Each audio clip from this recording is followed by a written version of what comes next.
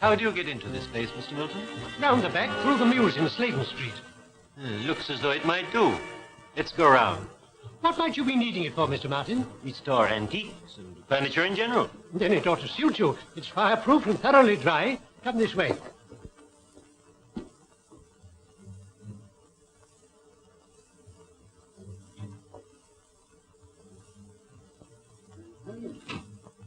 What's left of the booking office now? Well, Moran, Mr. Martin seems to have done his work very satisfactorily. I carried out your instructions in the letter, Professor. Now, Moran, let's get our bearings. That wall, I take it, faces Peldon Street. Exactly. Originally the main entrance to the station. And the lift shaft? Yeah, on this side.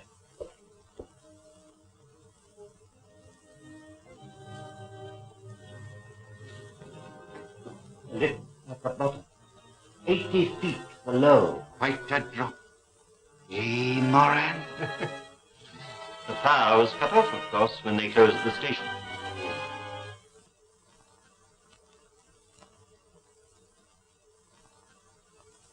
How about lunch, Mr. Holmes? What do you fancy? A nice little bit of boiled cod? My dear Mrs. Hudson, life is sufficiently dull at the moment without adding boiled cod. But there's nothing better for an invalid. Yes, but I object to being referred to as an invalid, Mrs. Hudson.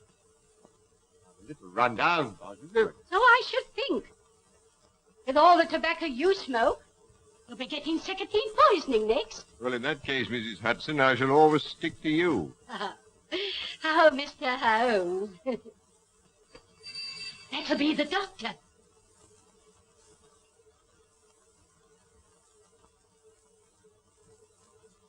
Dr. Watson. Oh. Well, fellow, you caught cold? No, it's this infernal atmosphere. I suppose it is pretty thick. Thick? My dear Holmes, it's intolerable. You could cut it with a knife. What if I open the window? You walked here, I perceive. Yes. And on the left-hand side of the street. Yes, that's right. But how in the world did you know? My dear fellow, it's simplicity itself. You've got a little reddish soil adhering to your shoe. They're pulling up the flagstones in front of the Wigmore Street post office, and as the pavement is covered with that reddish soil, it's difficult to avoid treading in it. The post office is on the left-hand side of the street. Oh, of course, when you put it like that, it does sound simple. Yeah. It's elementary, my dear Watson, elementary. By the way, Holmes, I hope you've decided to take that holiday I prescribed. Well, up to 9 o'clock this morning, I was distinctly averse to the idea. But I've received a letter from an old friend of ours which inclines me to change my mind. I'm delighted to hear it. Who's it from? My dear fellow, I'll read it to you.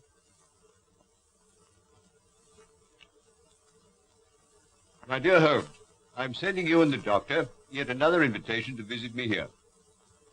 Believe it or not, it's 20 years since you disposed of the Hound of the Baskervilles for us. Ah, bless my soul, can you believe that, Watson? Seems impossible to me. Yes. My daughter Diana is anxious to make your acquaintance. Yes, but she's engaged, Watson. To young Trevor, a neighbor of theirs. Oh. I know you hate the country just as I hate London. But stretch a point and come down for a week or two with Watson. Yours ever, Henry Baskerville.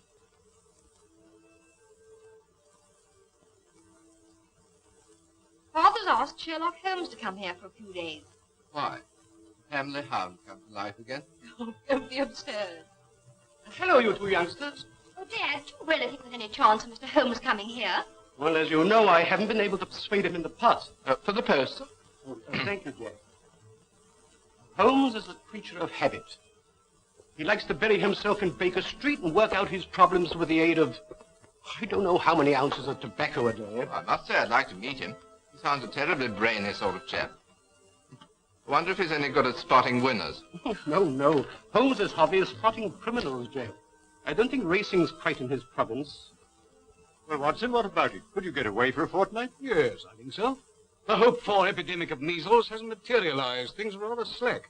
I could get a locum to carry on for me. Good, and I will stretch a point and write to Baskerville. Lestrade, sir. Ah, good morning, Lestrade. Anything important on hand? Morning, Mr. Holmes. How are you, Doctor? You've the air of something unusual having occurred. Well, yes, Mr. Holmes. Well, tell me about it. Look, you find a cigar on the table. Thank you. I'm leaving London.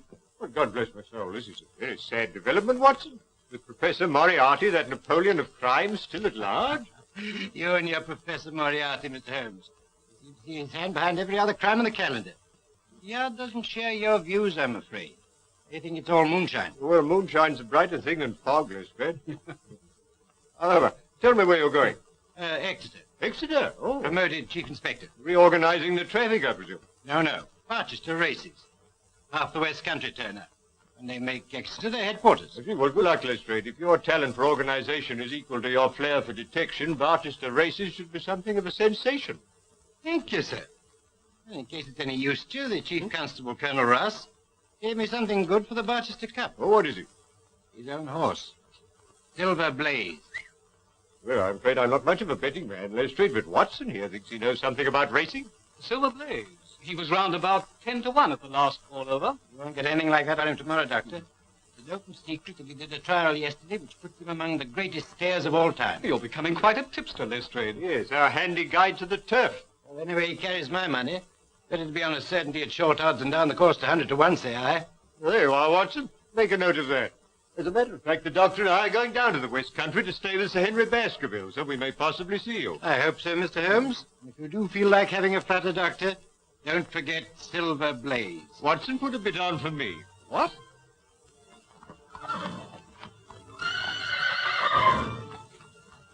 Looks fit enough, Colonel. Best horse I ever owned. Hey, Straker? You all right, sir? It'll take a good one to beat it. You fancy Lord Manston's horse, don't you? Desborough, yes, I have got a bid on him. We'll see how they stand at the betting tomorrow. There's a call over today at the Victoria Club. We'll probably hear all about it tonight. Oh, before I go, could I have a word with you alone, Colonel? Certainly. What is it? Well, I want to ask you a favor. I hope you won't mind. Would you lend me... Well, I really want £500. Monkey. That's pretty cool, isn't I'm it? in a devil of a hole, or I wouldn't ask for it. Yeah, but why come to me? Why not Sir Henry Baskerville? Well, it's to do with racing debts, and Sir Henry's terribly down on racing. Well, have you tried your bank? You've got security. Mortgaged up to the hilt. Oh, what about one of those financial firms? No, that's no good. I've been dealing with old Bingham. He won't spring another fiver. What, Albert Bingham, the moneylender? Oh, I'm sorry. There's nothing doing. Well, thanks all the same.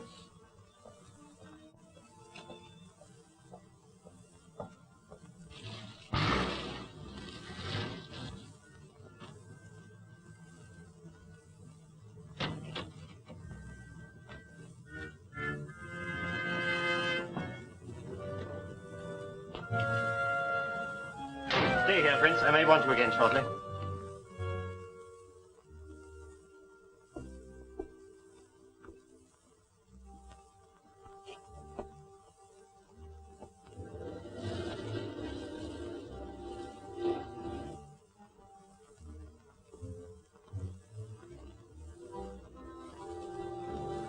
Those instructions, Barton. Sure.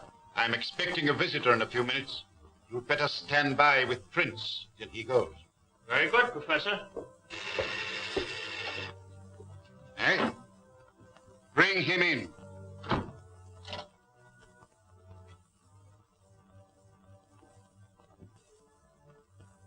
Sit down, Mr. Stanford. I understand you wish to consult me. Yes, that's right. What is your business? Look here, Professor. I'm a commission agent in a big way, I'm and... fully aware who and what you are. In that case, I'll come to the point. I've laid bets amounting to over £150,000 against Silver Blaze for the Barchester Cup, when his price was 100 to 6 against. You follow that? Perfectly. His trial yesterday proves he's a smasher, a world beater. At the call over at the Victoria Club tonight, he finished up a firm favourite at 7 to 2 against. I can't lay off anything to speak of, so to cut a long story short, if Silver Blaze wins the cup, I go out of business. I see. And you wish me to arrange that Silver Blaze does not come under starter's orders. Is that it? Exactly. I must confess that this is a somewhat unusual experience, even for me. I've had some little association with the turf, really as a form of recreation. And I have found in general that bookmakers are an honorable body of men. See here, Professor, I haven't come Sit here... down. I presume you are aware that what you're asking is out of my usual line of business. I thought you were prepared to take on anything for a consideration. Quite. Depends on the size of the consideration. Well, I've told you what I stand to lose. What's your price? £10,000. Pretty steep, isn't it? It's not my custom to argue about these matters, Mr. Stanford. Take it or leave it. Very well. Then that settles it. Now, Mr. Stanford, a few details. Where is the horse trained? King's Pyland, Dartmoor. Colonel Ross's training stable. Right. Very good. Now give me all the information you can about the Colonel's employees and their neighbors on the moor. You know anything about them? Yes, it so happens that I do. As regards his neighbors, there's Sir Henry Baskerville, young Trevor, and Silas Brown, who trains for Lord Manston at Capleton. As to his employees, there's Straker, his trainer, Mrs. Straker, Hunter, the head lad, and the usual stable boys. Where's the bloke you drove here to see the boss? Fellow named Stamford, bookie. Did he tell you anything? No. Don't suppose he's come round here to hand out tips, do you? So he's pretty deeply involved. Up to his neck. I know everything about him. He's bet with me for years. He owes a packet to Albert Bingham, the moneylender. Bingham. Lots of racing people deal with him. That's the name, Moran. Buy up all his debts from Bingham and from any other quarters you can find. Don't haggle about the price. Buy quickly. I want to get the whip hand over that gentleman at the earliest possible moment. Very good. When that's done, you'll be ready to leave with me for Dartmoor. I'm going home now, Straker. I shall be there if you want me. Take every precaution. That's all right, sir. Hunter here sleeps in his box every night. His bed's pushed across the door and he bolts himself in from the inside. No one could even attempt to enter without waking him. Good. I can trust you, Straker. Tell me, Jack, what is the matter? Nothing the matter, dear, really. Oh, yes, there is. I noticed it the moment you arrived. You're worried about something, aren't you? Really, darling, it's nothing. Here's the car.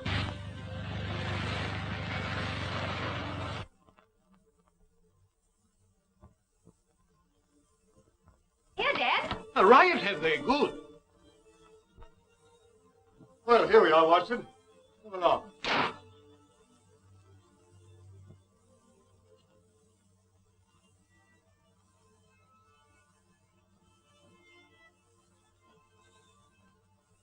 Dear Holmes, delighted to see you. We're delighted to come. And you too, Doctor. Oh, that's very kind of you. Dad, looking at you both, I can't believe it's 20 years. Oh, you flatter us. Okay, come along. I want you to meet my daughter. Oh, thank you. Delighted. Diana, this is Mr. Holmes, Dr. Watson, and Mr. Trevor. Now, how about a whiskey and soda after your journey? Oh, thank you. I'm sure that's what Dr. Watson would prescribe. Well, if I did, you'd automatically refuse to take it. He grows more obstinate with the years, Baskerville. That's the way with most of us. Well, make yourselves comfortable. Oh, thank you. Well, now, Baskerville, tell me something about yourselves. Oh, no, Holmes. That won't do. You've got to do that. Carl's been promising us all a treat, Mr. Holmes. We shall see you in action. Yes, with Sir Henry as the victim. I mean that we should see Mr. Holmes do his stuff. This stuff? This is a modern expression, Watson, signifying to display one's talents. That's you know? right. I want Mr. Holmes to tell us what Father's been doing for the last 20 years, just by looking at him. You evidently have great faith in my abilities, Miss Baskerville. But I'm afraid there's very little data. I merely observed that since we last met, your father has taken to billiards, and that he's recently played 100 up with Mr. Trevor. So totally correct, Holmes, but how? Oh, my dear fellow, it's simplicity itself. I observed that both you and Mr. Trevor have traces of blue chalk between the forefinger and thumb of your left hand, which is put there, obviously, to steady the cue. There. I hope that satisfies you, Diana. Well, I expect you'd like to see your room. I'll show you, Mr. Holmes. You'll stay and dine, Jack? Thanks. If you'll take me as I am and don't mind my rushing off immediately afterwards, I've got to ride over the moor to King's Pyland. I'm trying to get Straker to persuade Colonel Ross to buy one of my ponies. That's all right, my boy. Come along.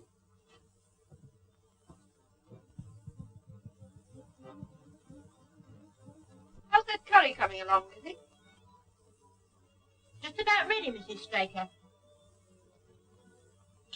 It's some aside for Hunter when you've dished up.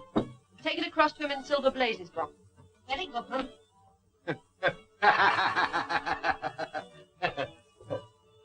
Everything all right, Hunter? Yes, thank you, sir. I do hope Mr. Straker isn't late. He specially asked for curry. Oh, he shouldn't be long now, Mum. Dinner's ready, Jim. All right, I'll just go and have a watch. Lizzie, don't forget Hunter's supper. Oh, no, Mum, I'm keeping it off for him. All right, then you can bring ours in now. Very good, Mum.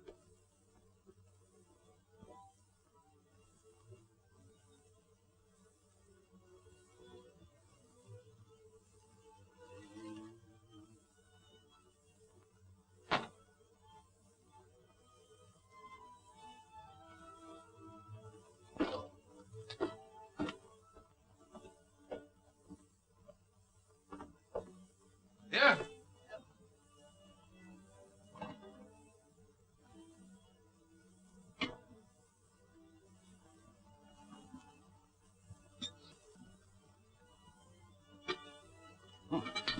Smells good. What? Yes, but you only just came in time. Well, I've had a lot to attend to. Is the Colonel coming over again before the race? He didn't say so. I'm quite satisfied with your great design. Who are you sending in the horse box at Silver Blaze? The Hunter, of course. And Simpson will probably follow along with it. What's the betting on Silver Blaze now? 7-2, I think, was the last call over. Here's your supper, Ted. Thanks. Night, Ted. Bye-bye, Liz.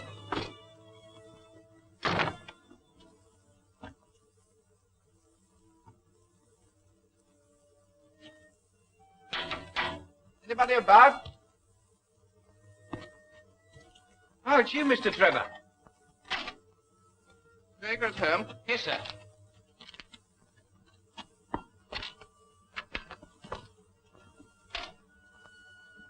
Look out for the mare for me, will you, Simpson? Very good, sir.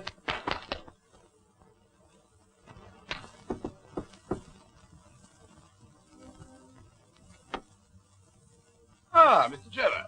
Hope I'm not butting in. Not a bit. Come in. Just called round to have a chat about that pony. Sit down.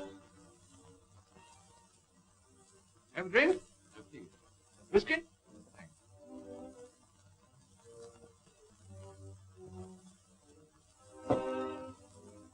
Whose horse is that, Simpson? Mr. Trevor's, Ma'am. Haven't you seen him? He wanted the governor. Oh. I suppose he came. I was in the kitchen. Well, that's really all I came about. I want the Colonel to have the first refusal. I might tell him the price I've quoted and let me know what he says. Very good, Mr. Trevor. Oh, well, never mind.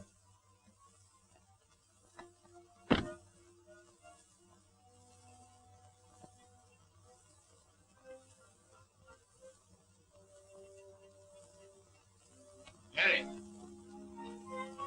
Mary. Where have you been? Oh, just returned round the yard. You have a look at Silver Blaze? No, I just went for a breath of air. By the way, Silver Blaze doing another trial tomorrow. Yes. But the last before the race. Oh, well, I'm for an early night. Doesn't seem to be much to stay up for.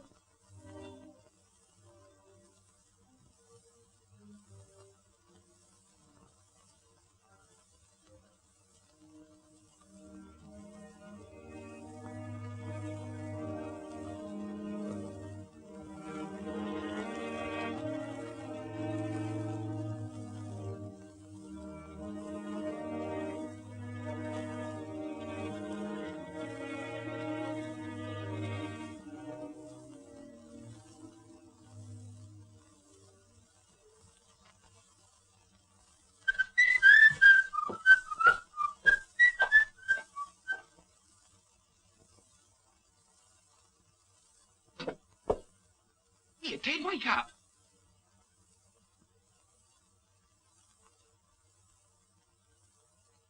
What the hell's happened?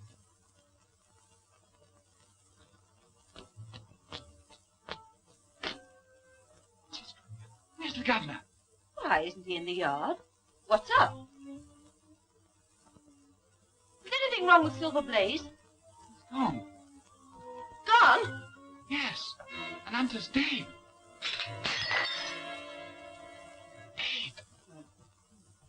You must have a round this morning, Holmes. Oh, thank you. I'd like to. There are a few improvements since you were here last. Yes.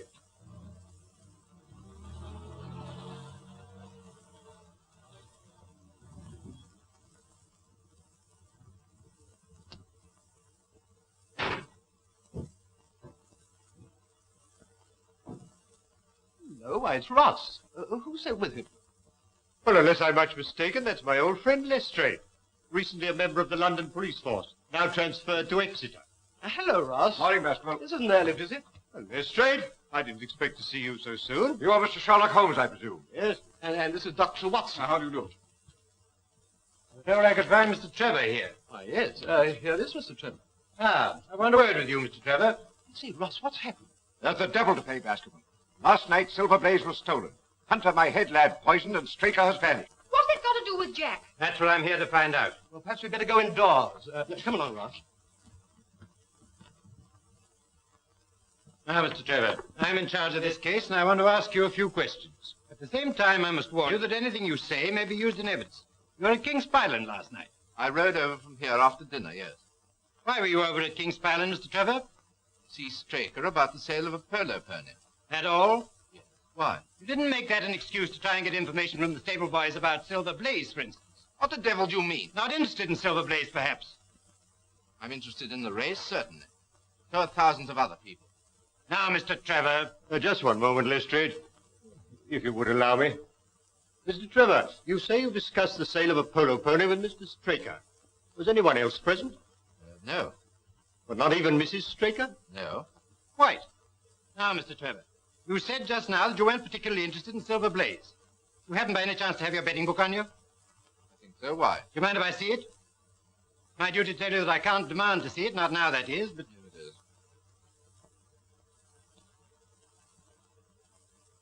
is.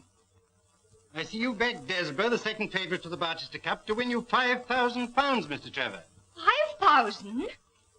But, Jack, you told me you only had a few pounds on it. I'm sorry, dear. I had my own reasons. Before you go any further, Lestrade, may I ask if it's your intention to apply for a warrant against Mr. Trevor? Not at the moment, Mr. Holmes. It's my duty to warn him. I'm in your hands, Inspector. I won't run away. As a justice of the peace, I will be answerable for Mr. Trevor. You better stay here, Jack, while the investigation's going on. Well, thank you, Sir Henry. Very well. Now, Mr. Holmes, I may as well be frank with you. There are things in this case which completely baffle me. Really? You surprised me. I was saying to Colonel Ross that I'd be glad of your cooperation. Well, the case certainly has some points of interest. But what does Colonel Ross say? Personally, I should prefer to leave the case in the hands of the official police force. If you don't mind my saying so, Mr. Holmes, I've not much use for amateur detectives. Oh, come, Colonel, come. Even they have their uses. Of course, I've heard of you, Mr. Holmes. They say you've never been beaten. Well, it's true I've been generally successful. Well, I hope you'll be so with me. I wish to leave no stone unturned to avenge Straker and recover my horse. Very well, Lestrade, I'm at your service. Thank you, Mr. Holmes. I'll be getting along. I'll see you later at King's Pyland. Really, Holmes, I must protest. You're down here to recuperate, you know. Undoubtedly, my dear doctor, but only last night you suggested a tonic. Well, here is one ready-made. Yes, please, Mr. Holmes, for my sake and Jack's. Well, Watson, that settles it. Miss Baskerville, you may rely upon my doing all I can. I had to have the body taken to the cottage to make my examination, but nothing else has been disturbed. That hasn't taken us long, Colonel. Oh, no, they're very good roads, Devonshire. Mr. Holmes is coming over from Baskerville Hall to give us what help he can. He's been some slight assistance to me in the past, and anyway, he can't do any harm. Ah, here is Mr. Holmes. Dr. Salter, Mr. Sherlock Holmes, Dr. Watson. This is Silver Blaze's box.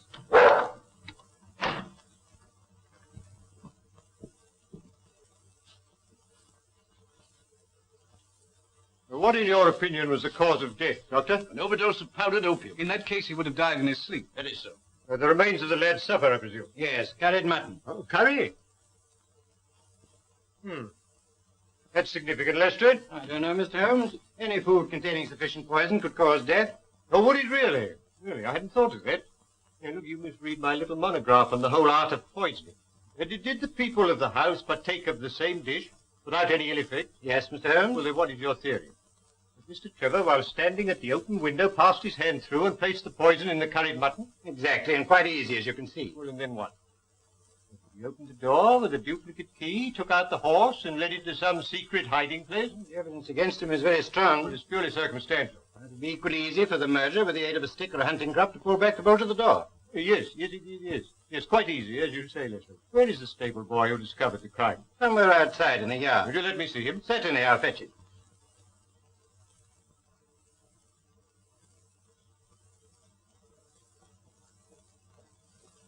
Your name, Simpson? Yes, sir. Hope you have a distinct taste, is it not, Doctor? Yes, not unpleasant, but quite distinct. Oh, quite. I thought so.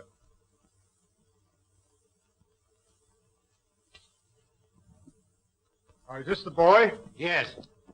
Now, my lad, you say that Mr. Trevor dismounted at the gates and asked you to water his horse. Yes, sir. And then? He went towards the cottage, sir.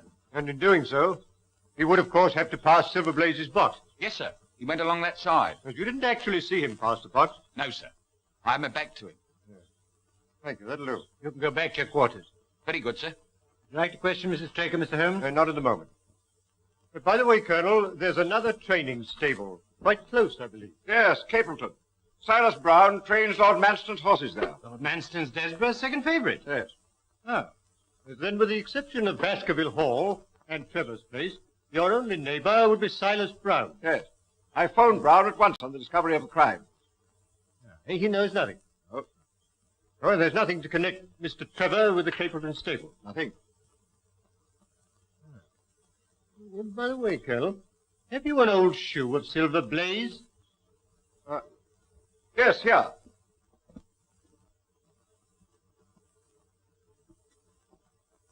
How about this one? Oh, yes. Here, thank you.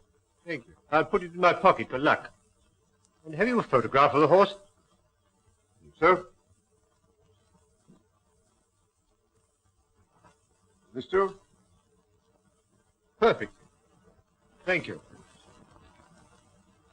Do you mind? Not at all. Now, Watson, let us transfer our activities to the moor.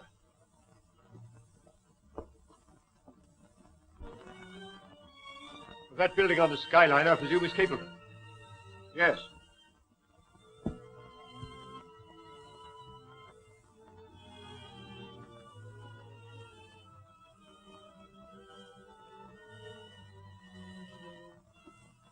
Look, there's an imprint of a hoof here. Slight but quite distinct.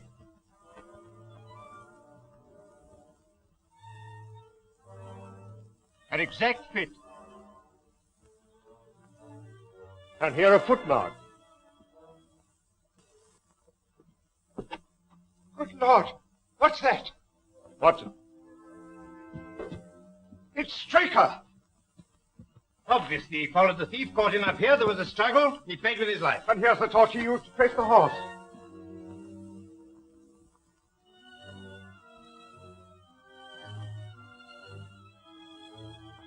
This is a very singular knife. Surely this is something in your line, Watson.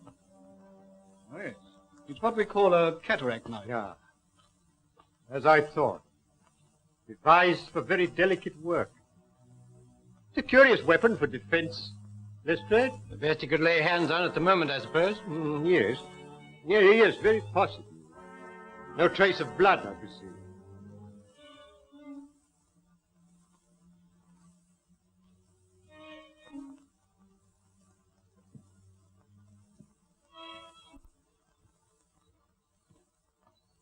Why, that's Straker's coat. This is curious, Lestrade. What, Mr. Holmes? It looks as though the murderer let him take his coat off before the struggle. Couldn't he have taken it off afterwards? Well, that's one explanation. Though it's difficult to see with what motive. However, take it, Lestrade, and make a careful inventory of everything you find in the pocket. Very good, Mr. Holmes. And now I suggest that you and the Colonel return to King's Pyland and arrange for the removal there of the body. And then perhaps you'd be good enough to meet us with the car by that bridge in, say, an hour's time. Dr. Watson and I are going to take a little walk over the moor. Very good, Mr. Holmes, in an hour's time. Now, Watson, let us leave the question of who killed Straker for the moment and confine ourselves to finding out what has become of the horse. Well, how are you going to set about it? Well, a horse will always herd with its kind. Silverblaze, if left to himself, would either have returned to King's Pyland or gone to Capleton. If my assumption is correct, that is our direction. Hoof prints again. Let's carry on a little further. Look, Watson. Look here. There's a man's footprints beside the horse's. A man wearing square-toed boots. Oh, but the horse was alone before. Precisely. It was alone before.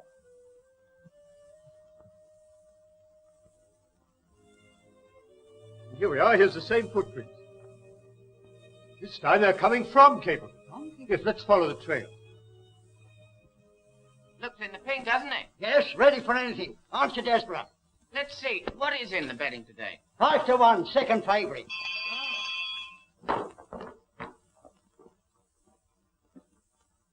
Journey's in, Watson. We don't want any lifeless here. I only want to ask a question. Am I too early to see Mr. Silas Brown? Well, I don't know, sir. He was up rather late last night. What is, Orson? No gossiping. Get on in your job. Very good, sir.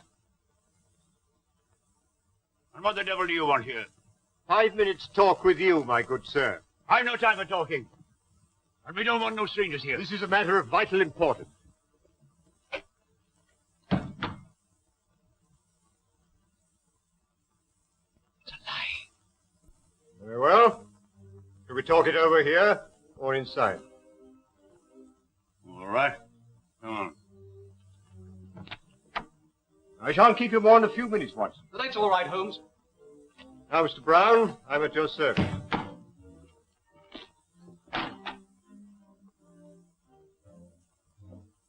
Well, I'm glad you realize that it's no use trying to bluff me.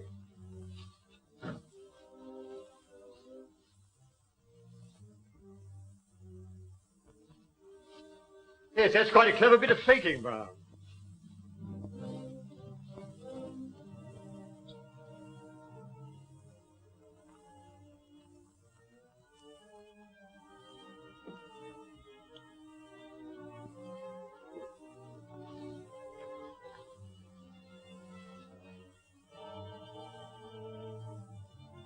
Don't give me away. I'll return the horse. Very well, but providing you do as I tell you.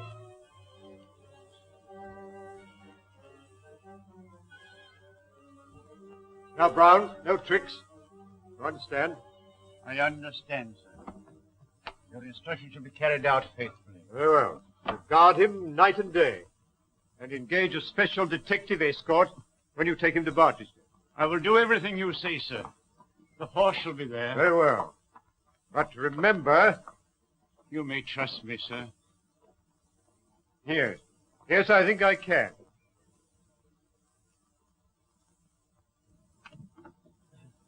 I'm sorry to keep you, Watson. Oh, that's all right. Well, a more perfect compound of the bully and coward than Silas Brown I've seldom met with. The horse is there, then? Yes. Of course, he tried to bluff it out.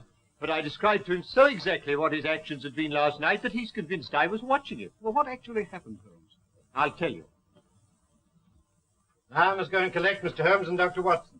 I must say I haven't much hope of their having found the horse. I'll be here when you come back.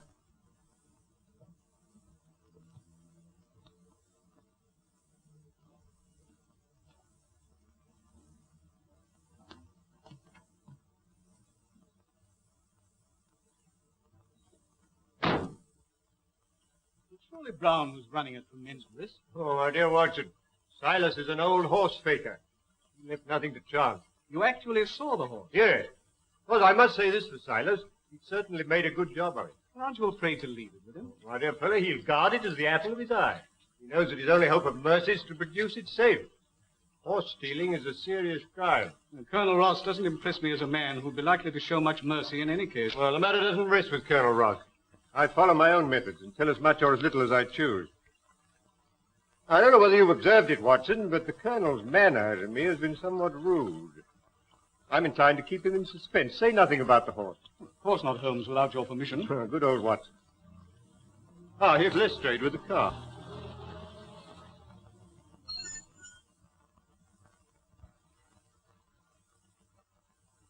Well, Well, Mr. Holmes, seen anything? Yes, we've seen some very interesting things, Lestrade. Boots. Boots? Yes, square-toed boots.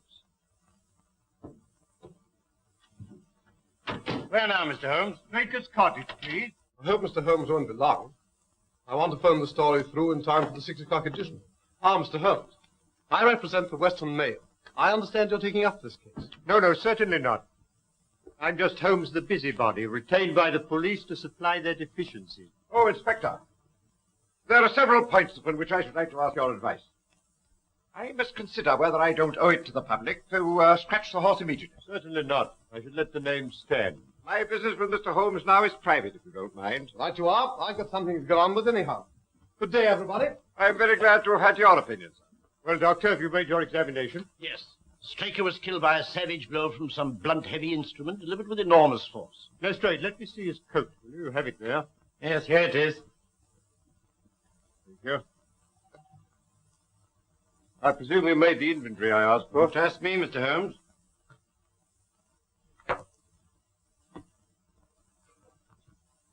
Letter in envelope. London postmark. Pipe. Briarwood pipe, Lestrade. Pouch. Pouch of sealskin.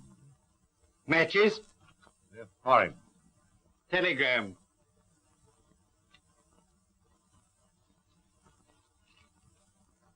Handed in at Coombe Tracy. Let's see what the letter says first. Bingham & Co. Financier, 22A Bond Street, London, W1. J. Straker, Esquire, King's Pyland Stables, Devon. Dear Sir, please receive this as official notification that your commitments to us, secured by 6 promissory notes, were today purchased by Mr. Leslie Martin of 15 Lamb Street West, to whom you are now accountable. Yours faithfully, Bingham & Co.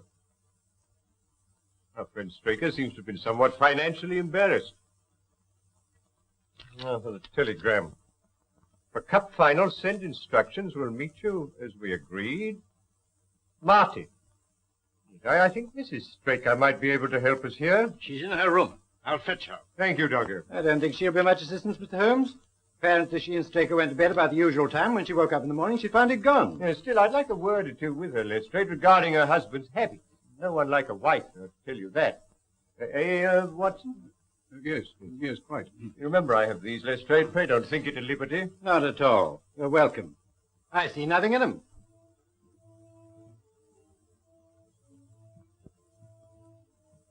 Oh, Mr. Lestrade, have you discovered anything? No, Mrs. Straker. Mr. Holmes has come over to help us. We shall do all that's possible. I won't detain you a moment, Mrs. Straker. I realize what you're going through. I just want to ask you this. Are you by any chance a light sleeper? Yes, Mr. Holmes. As it happens, I am. I noticed a dog in the yard. Does he sleep out there at night? Yes, always. He's a very good watcher. You didn't by any chance hear him barking during the night? No, I didn't.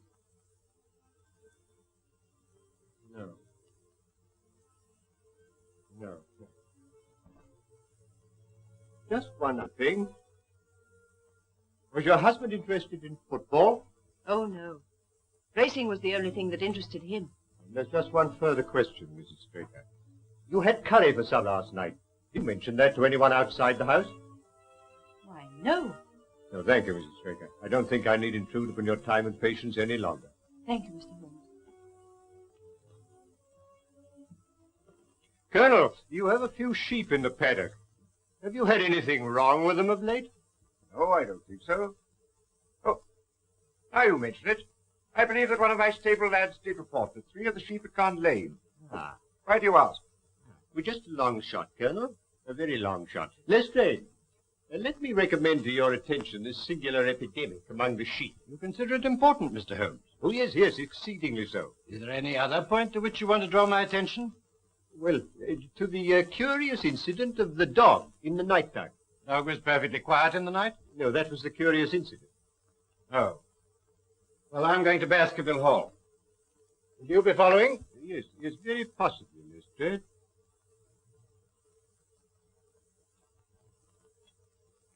Hello. Could you please give me Coombe Tracy Post Office? Yes. Yes, I'll hold on. Trace is a small village, is it not? Yes, just a hamlet.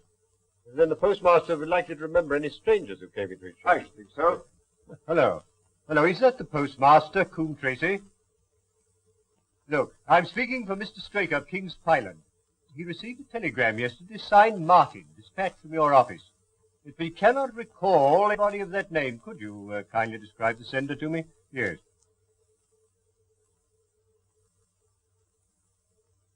Oh, there were two of them. I see. Thank you. Thank you. I'm very much obliged to you. You think the telegram's important? Very much so, Watson. Well, au revoir, Colonel. We've had a charming little breath of your beautiful Dartmoor air. Then you despair of arresting the murderer of James Straker? Well, there are certainly grave difficulties in the way, but I've every hope that your horse will start, and I beg you'll have your jockey in readiness. And you've nothing definite to tell me? When we meet at the races, Colonel.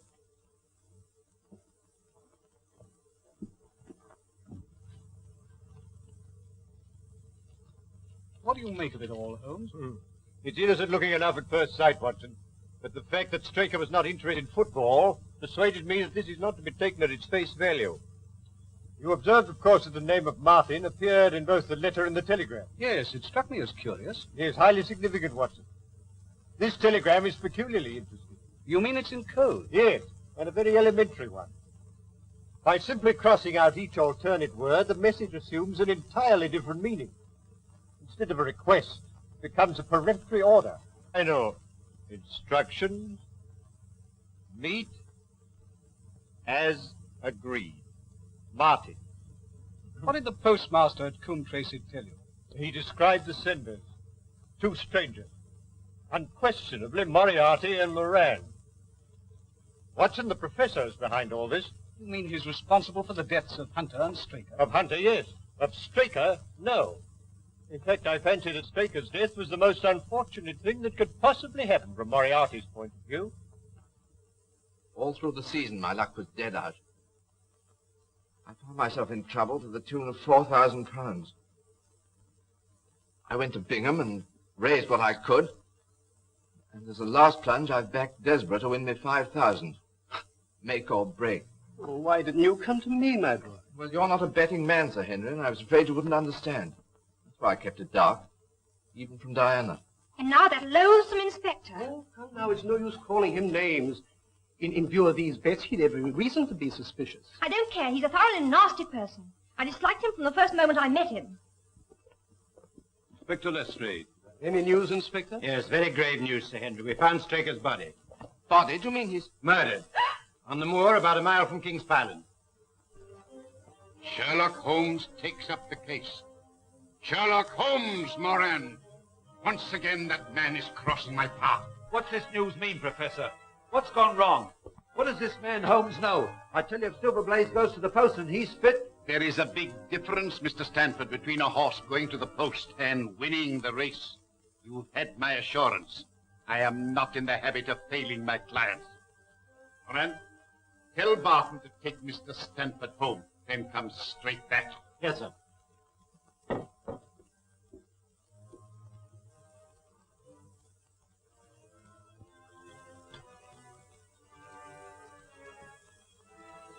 Prince, it's now 4 o'clock. Have the car ready in 15 minutes. Very good, Professor. Are we out for a long run? Yes, we've got to be back in Devon well before midnight. And Prince, we'll need the gun. Okay.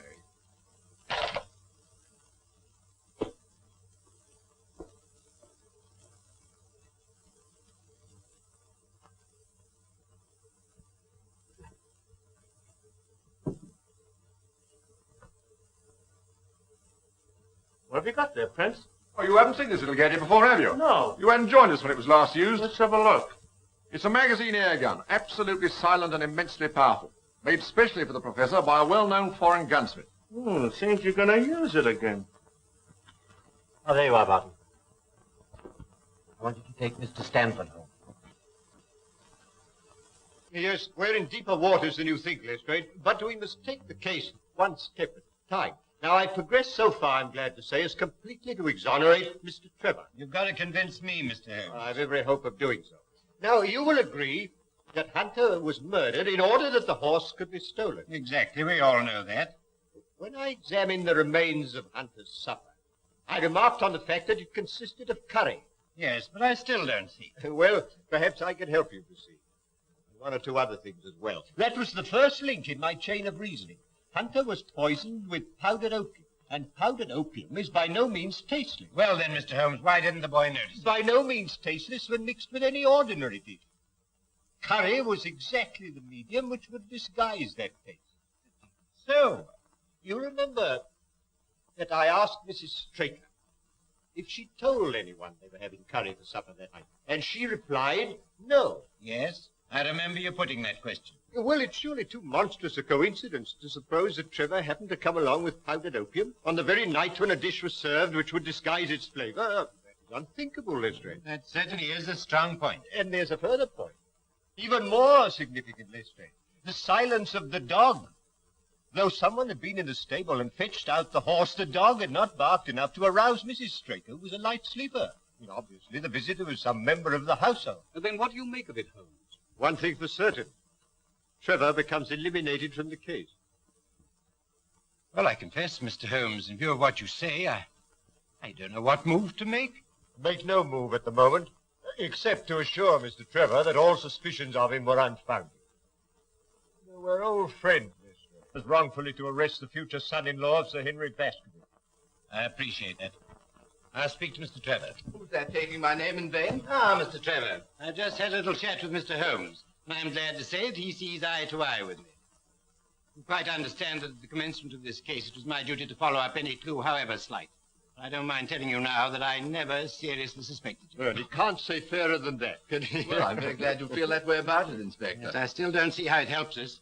Who did put the opium into the curry? Who did steal the horse and kill Hunter and Straker? My dear Lestrade, it's a capital mistake to theorize before you have all the evidence. It biases the judgment. Then you're not going to tell us anything, Mr. Holmes? Well, not at the moment, Miss Baskerville. There's one other link in the chain to be tested, and to do that, I'm afraid we must return to London tonight. Tonight? Yes, Dr. Watson and I are sorry to have to run away like this. Well, there's nothing before the midnight train from Exeter. Dinner will be ready in a few moments. You've heaps of time to dine here in comfort before you go.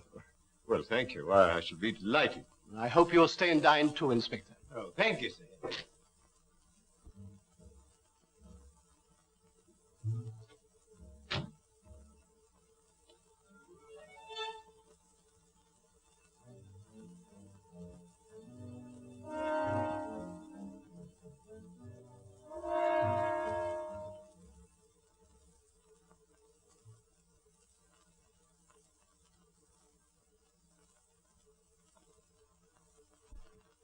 That's quite a museum piece, Sir Henry. Well, we've had it a long time. Well, it's nearly 11, Holmes, and if we're to catch that midnight train from Exeter... I'll order the car. Don't bother, Sir Henry. I'll take Mr. Holmes and the doctor in mine. Well, thank you, Lestrade. It's a pity you've got to leave us, Holmes, and I'm sorry you can't tell us any more. You're leaving 3 very puzzled people. Well, I hope to solve the puzzle for you all on Cup Day, in Colonel Ross's box.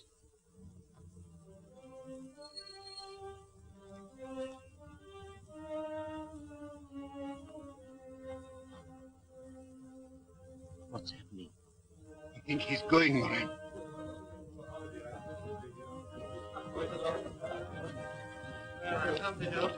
Au revoir, Holmes. Safe journey. Thank you so much. Goodbye.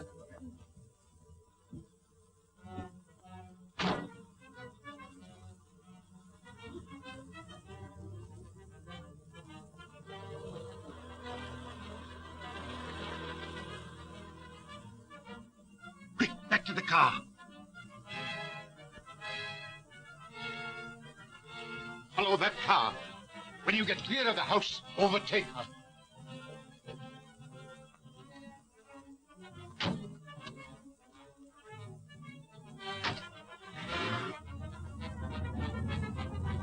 I've the strongest reasons for thinking that Professor Moriarty's the brains behind this crime. You know, he seems quite an obsession with you. But you still don't believe in the Professor? Frankly, Mr. Holmes, I do not. Another few yards, Moran, then let them have it. Oh, no. There's a car following us. Quick, down for your life.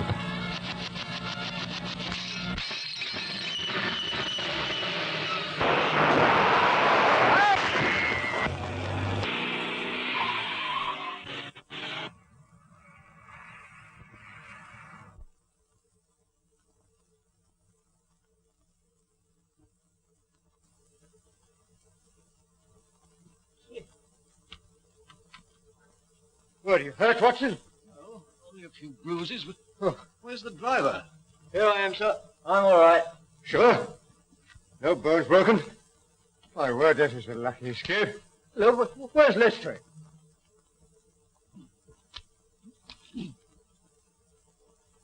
Watson, have you seen Lestrade? Lestrade!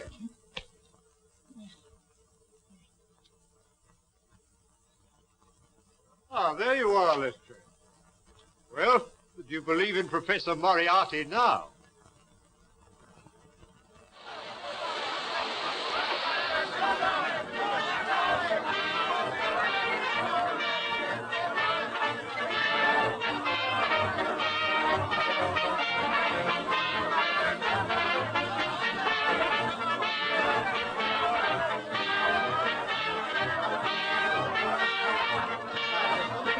What price, Silver Blaze? 61. That is 60 pounds to 10. Silver Blaze, 60 pounds to 10. Number 5 hits 9. Silver Blaze 5 to 1.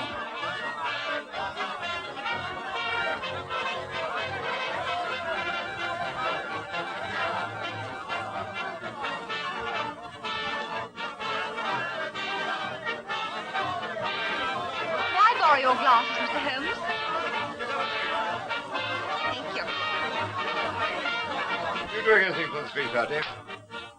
Well, they tell me Sunstroke has a good chance. Oh, Mr. Holmes, you've assured me that my horse will go to the post. But we are still waiting to know who killed Straker and Hunter. I promised you should know everything today, Colonel, and you shall.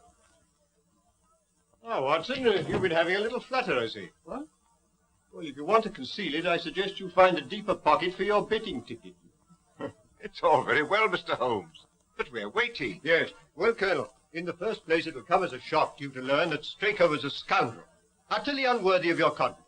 Are you serious, Mr. Holmes? Yes, acting under the orders of a master criminal who bought up his debts and so had it in his power to ruin him.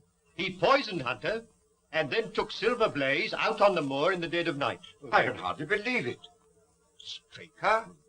But to what purpose? It was his intention to use that singular knife, you remember I found in his hand, to nick one of the tendons of the horse. With your wide experience of the turf, Colonel, you know it's possible to do that subcutaneously and leave no trace. The result would be a slight lameness, which would put down a rheumatism or a strain in exercise. You say it was his intention. You mean he didn't succeed? No. I examined the knife. There was no trace of blood. But why didn't he do all this in the stable? Why take him out on the moor? Well, for the best of reasons. When so spirited a creature felt the nick of the knife, he would certainly have roused the soundest of sleepers. But how did you arrive at all this, Mr. Holmes? I found several clues, the chief of which was the knife. You remember my asking you if you'd found anything wrong with your sheep? Yes, I remember. When you told me that some of them had suffered from lameness, that confirmed my theory. That Straker, before tackling the delicate operation on the horse, had been practicing on the sheep. Good heavens. But who interrupted the plot? Who killed James Straker? I'll waive that question for a few minutes, Colonel. Hello, the numbers are going up. What number is Silver Blaze? 9. 9. What?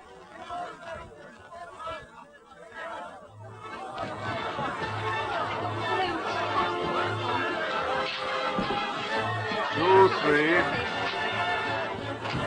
4, 5, 6. What? Number 6. Why, my jockey's riding on the horse. Silver Blaze doesn't run. Look, Holmes. Silver Blaze doesn't run. There's been a mistake. The 6 should have been a 9. Mr. Holmes, I relied on you implicitly. Yes, and you may still do so, Colonel.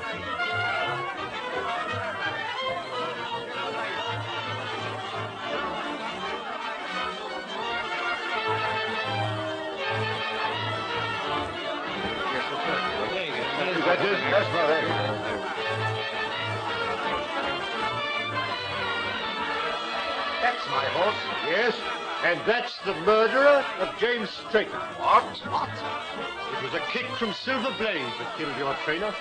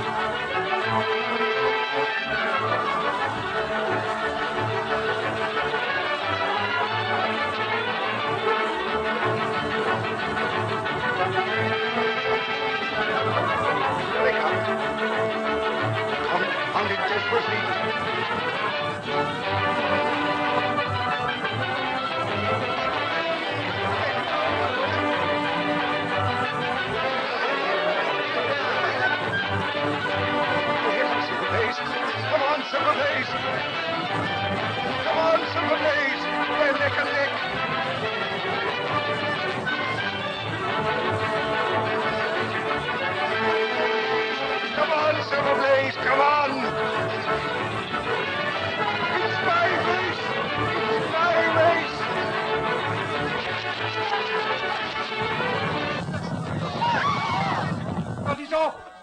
Holmes! Desborough wins! Desborough! A bullet has penetrated the shoulder and lodged near the lung. But we heard nothing. You wouldn't. It was fired from an air gun. Noiseless and of tremendous power. How could it possibly be concealed in the crowd? In the interior of a specially designed kinematograph camera. Good heavens. But how on earth did you know? Well, I observed through the glasses a group of cameramen lined up near the winning post. I fancied I knew one of them. Mr. Holmes, what does this all mean? It means, Colonel, that you've been cheated of your race by the most cunning and dangerous criminal in London. Is there nothing can be done? Lestrade, who's the most likely man to give me some information on the betting for the cup? Difficult to say. Old Sam Silver's a member of the Victoria Club and a good friend of mine. Where can we find him? It's 100 to 1. He's in the Champagne bar at this moment. I'll stay here with Merton, if you don't mind. There's no question about it.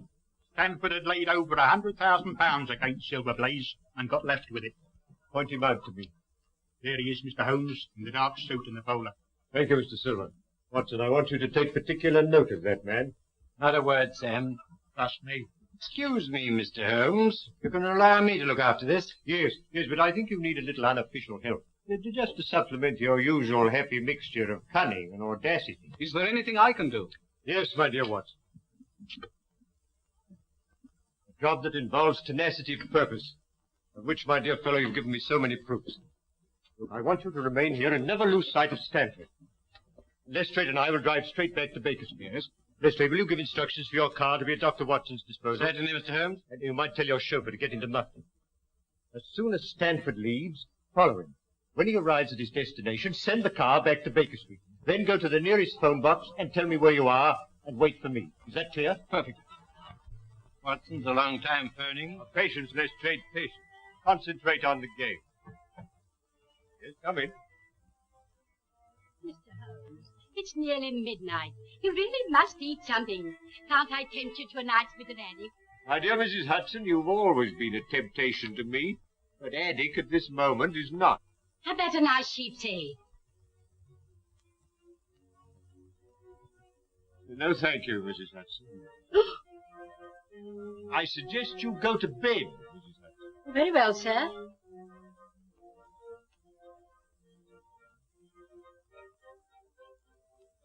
Still your move, Lestrade.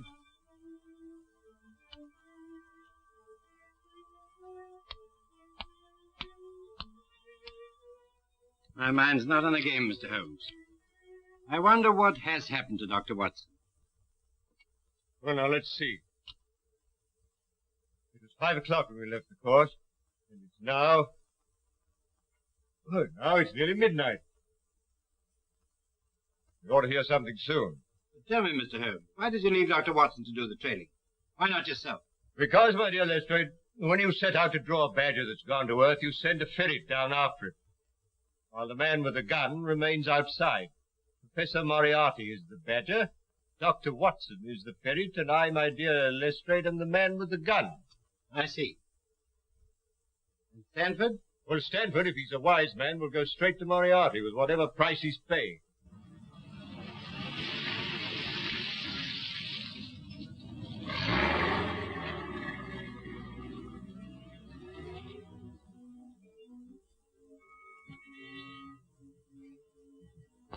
When you're finished with the professor, you'll be taken back to where we picked you up. You got the necessary on you, I suppose? Yes, of course. Okay.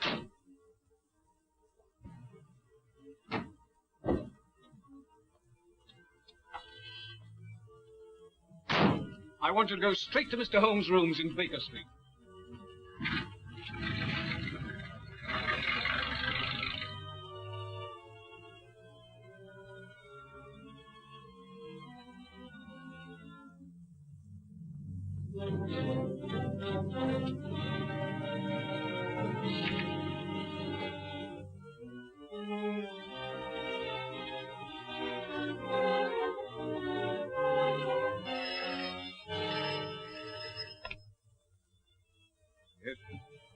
Is that you, Holmes?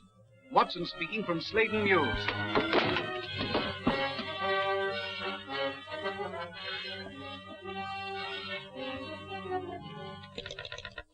Watson! Quick, let's say there's something wrong. I've got Watson. Inspector Lestrade's chauffeur, sir. Good. Drive us to where you dropped Dr. Watson. Right.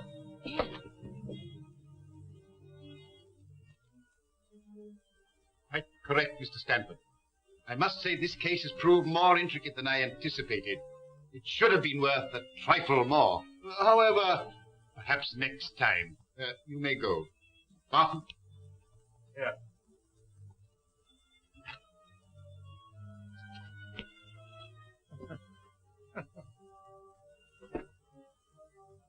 Next to Mr. Holmes himself, I don't know anyone who'd be more welcome.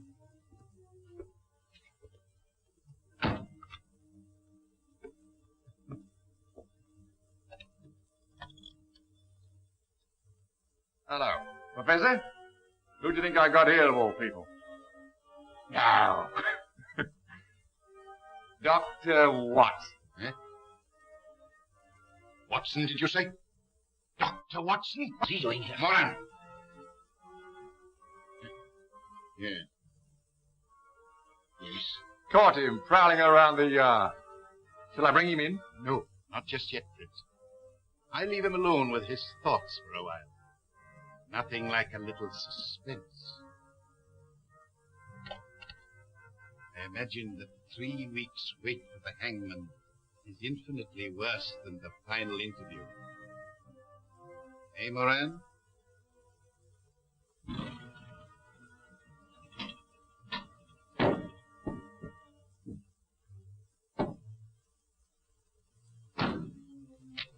You wait here. Come, Lestrade. This is the news.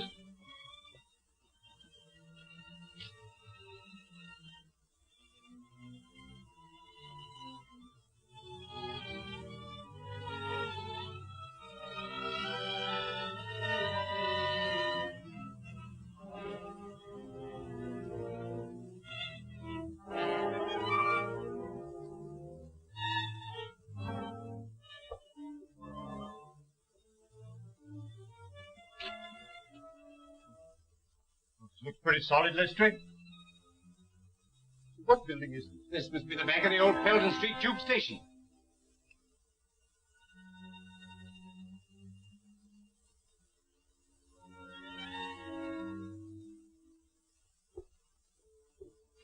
What are you going to do, Mr. Holmes? Drive straight to Scotland Yard. And then? The headquarters of the London Transport.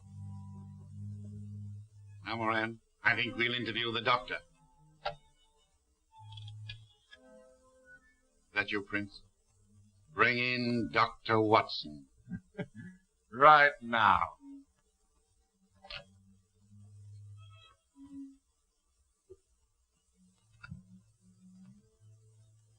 Now then, Doctor.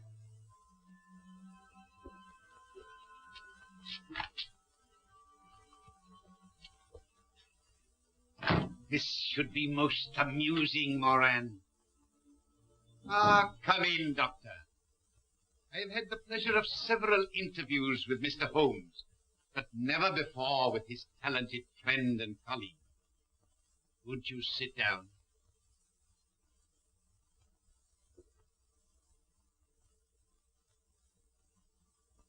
May I ask what you are doing in this neighborhood? I'd good reason to think it was your neighborhood, Professor. Really? As a matter of curiosity, may I ask you how you got here? By following Mr. Holmes' instructions. Ah, I see. Then I'm afraid it's going to prove rather unfortunate for you, Doctor. I have not taken these somewhat elaborate precautions to conceal my whereabouts in order to have you report on the subject to Mr. Holmes. You mean I'm going to have some difficulty in leaving? Oh, no, my dear Doctor. Oh, dear, no. There will be no difficulty about that. But you will leave by the way I shall indicate. I will explain to you, Doctor.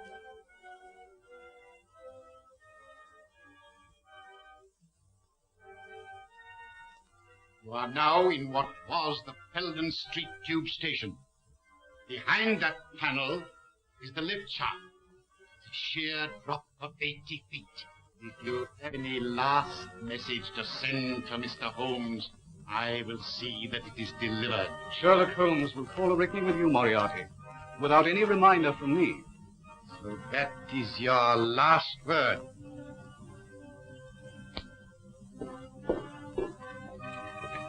Very good. I will now remove the panel and wish you a swift journey.